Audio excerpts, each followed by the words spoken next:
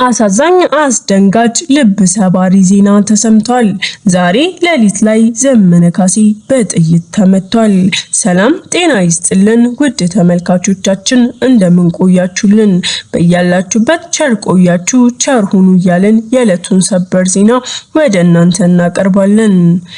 ወደ አማራ ክልል ትልቅ ሀዘንና ለፋኖ ደጋፊዎችም እንደዚሁም ለፋኖ አባላት ትልቅ ልብ መሰበር ተፈጥሯል።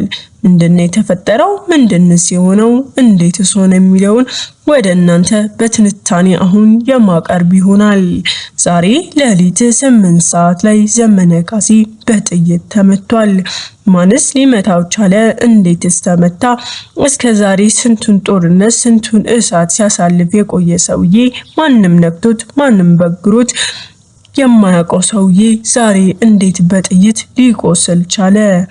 ሁሉም እንደሚገምተው የህወሓት እጅ አለበት። በተለይ ደግሞ ጌታቸው ረዳ አሁን ላይ ትልቅ ስምምነትን ፈጥሮ ከብልጽግና ፓርቲ ጋር ቆሞ ፋኖን ሊያጠቃ ተነስቷል።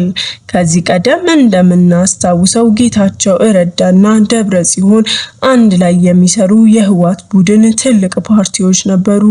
ሁለቱ ግን በመሃል ስምምነት መፍጠር አቅቷቸው በቅርብ በሚባል ወራት ውስጥ ጌታቸው ረዳ ወደ አዲስ አበባ ተጉዞ መጥቶ ከብልጽግና ፓርቲ ጋር አንድ ላይ ፓርላማ ላይ ቁጭ በማለት ስምምነትን ሲፈራረም አይተናል። የሁኔታ እጅግ በጣም አስከፊና ደስ የማይል ጎንዮሽም ነበረው። ምክንያቱም ጌታቸው ረዳ የብዙዎችን የህወሓትን ሚስጥርና እንደዚሁም የፋኖን አንዳንድ ትልልቅ የሚባሉ ሚስጥሮችን የሚያውቅ ሰው ነው። ህወሓት ደብረጽዮን ሁሌም ቢሆን ፋኖን ጋር ሆነን አንድ ላይ ከፋኖን ጋር ተባብረን ለምን ብልጽግናን አንጋውም የሚል ሐሳብን ሲያመጣ፣ ነገር ግን እየደጋገመ ጌታቸው ረዳ አይሆንም አልፈቅድም፣ ከፋኖ ጋር ሆኜ ማንንም አልወጋም።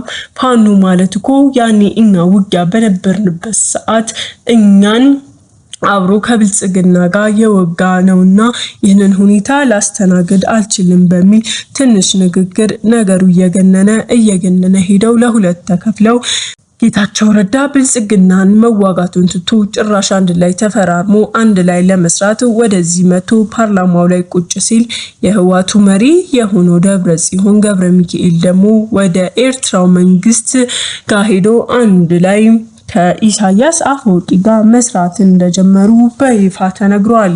ዛሬ ላይ ዘመነ ካሴ ሊመታበትም ከቻለበት መንገድ ውስጥ አንዱ ይህ ጉዳይ ትልቁን ቦታ ይይዛል።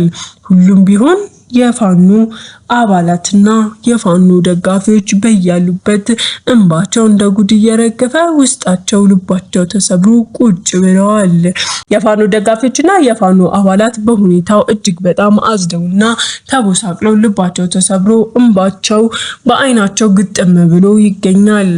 ነገር ግን በጣም ያልተጎዳው ጨረፍ ብቻ ነው የተደረኩት፣ አሁንም ቢሆን ትግሌን እቀጥላለሁ ያለ በጀግንነት የሚያወራው ዘመነ ካሴ ደረቱን ነፍቶ እንደዚህ ሲል ተናግሯል። እቺ ጥይት ለኔ የዝንብ ያክል እንኳን አልቆጥራትም። ጨረፍ አረገችኝ እንጂ መታችኝ። ተመቷል ብላችሁ አታውሩ። እኔ ማንም አይመታኝም። እኔ የጀግና ልብ ዘር ያለኝ የፋኖ የአማራ ልጅ የአማራ ታጋይ ነኝ። ስለዚህ እቺን ጨረፍታ እንደተመታው አትቁጠሯት። የሀገሬ ልጆች ደጋፊዎቼ ደህና ነኝ አልሞትኩም አለሁላችሁ ሲል ተሰምቷል።